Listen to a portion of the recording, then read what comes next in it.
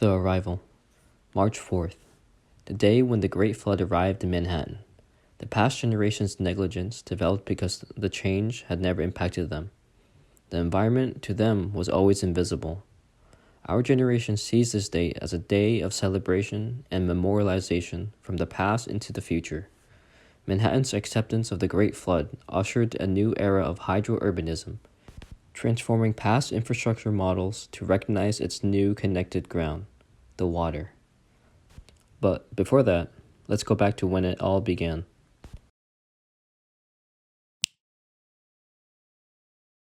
Division from ground. Manhattan implemented the Commissioner's Plan of Action that began an orderly structured urban grid to subdue and to distribute pieces of the environment to private individuals. Each plot was connected by orthogonal avenues, perpendicular streets, and eventually the first subway, which opened in 1904.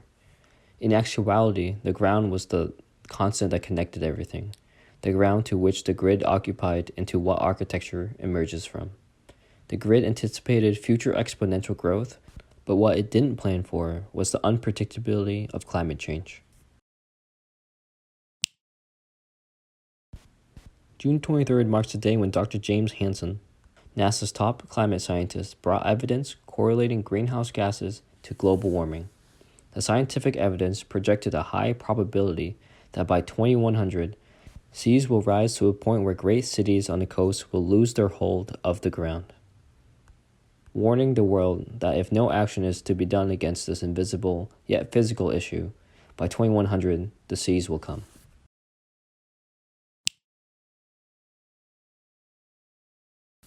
Amidst the historical presidential election and the collapse of the housing and stock market, NASA's climate scientists worked rigorously to update the climatic calendar, collecting data 24/7.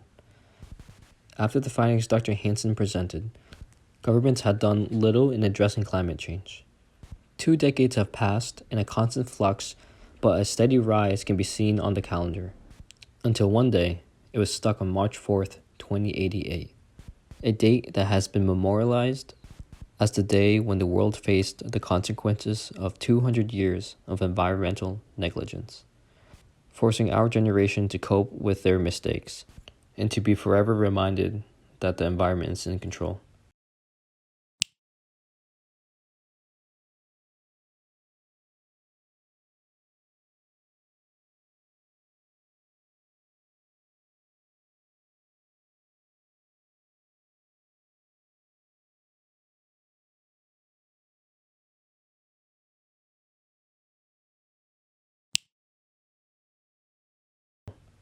Humanity accelerated climate change to a point of no return.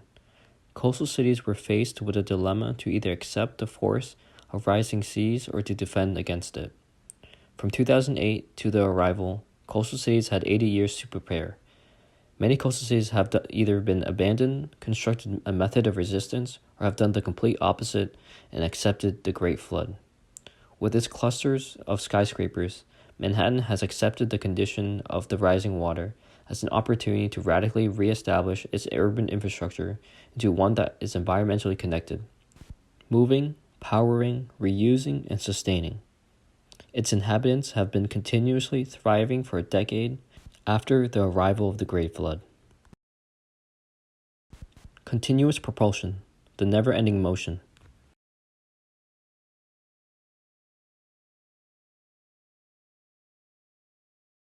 The Great Flood swept away our privilege of the solid ground that once connected everyone so easily. Manhattan watched as the old subways and streets vanished beneath the waves, and the new radical modes of transportation began to become alive. Manhattan rode the waves of the Great Flood and constructed hydro lines, starting from Midtown and expanding outward, year after year reconnecting parts of Manhattan following the submerged avenues, streets, and subway lines. Steel cable elevators have been converted into ones that are pressurized by water, called aqua elevators. As each of these aqua elevators move higher up, the surrounding water levels drop, holding its pressure within the shaft. As you descend, the pressure is released back into the environment. The energy is seen through the waves and is felt in your stomach as you move down twice as fast. While the elevator and subway helped build and connect the city in the 20th century, at the end of the 21st century, it has again become a device that serves its purpose of transportation and understands the pressure and energy for every use. Even though the Great Flood brought on the advantage of continuous propulsion vertically and horizontally, we are reminded that the environment connects both of these movements. The pressure that is felt here is the same as any other place within the city. Hydro engine, flush with power.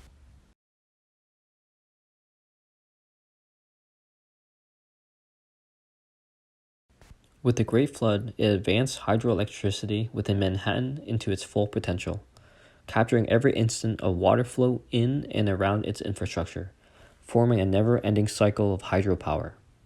Conventional water walls within the skyscraper have been modified to serve an additional purpose of hydroelectricity power generation. With every flush, shower, and rinse, energy is being recaptured within the skyscraper's hydro walls. These hydro walls are thick and can be delineated from regular walls easily if you follow the gentle humming of the turbines. The sound gives many Manhattanites comfort. The aqua elevator is brought into the system as it gives constant electricity generation through the release of pressure down these hydro walls. At the same time, the surrounding skyscrapers absorb the energy through tidal generation. It's been a decade since the arrival of the Great Flood, and Manhattan's energy consumption has lowered and energy generation has increased, stored and shared by its neighbors, and can be even shared across the city. But with every flush, you are reminded of individual forms of hydro energy captured, and simultaneously, the vulnerability that all can be contaminated equally as fast. Reclaimed matter, garbage into gold. The Great Flood made apparent the once invisible volume of waste produced daily by everyone occupying these tall skyscrapers. A new frame on the perception of waste has changed from worthless into resourceful. Within each skyscraper, there is one whole floor dedicated to recycling and treating the volume of waste produced by the upper 5 floors. Each treatment level is connected to hydro walls, collecting the used gray water and reclaiming the black water from above. Black water is split between two processes, anaerobic filtration or anaerobic digestion, providing additional energy and nutrients for its farms. Gray water is guided to aqua cell units that house the filtration, treatment, and disinfection systems for the contaminated water. The excess treated gray water is then stored on the floor below, while biogas, nutrient-rich water, and fertilizer are distributed. In our generation, the relationship of production and waste is one of the same cycle. The Great Flood revealed the importance of waste as something more valuable than gold, as it implies the science of life. Each citizen is forever reminded of how they dispose of waste, knowing that contamination is always waiting for its opportunity to spread, if not careful, in the ever-connected new ground, the water. Ultimate sustenance.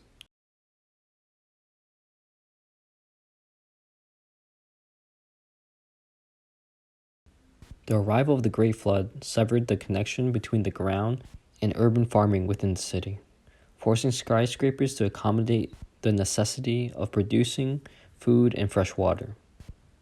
The rooftop has transformed from a place of mechanical systems into an oasis for life.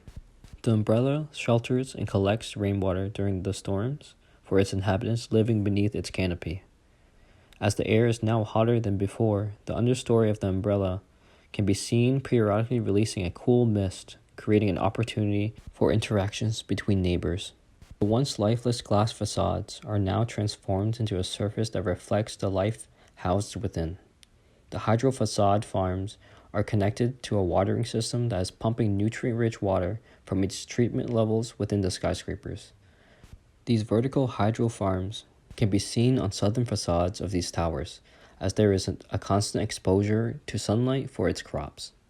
Beneath the waves in the submerged floors, we can find life thriving and taking shelter from the currents within the submerged infrastructure.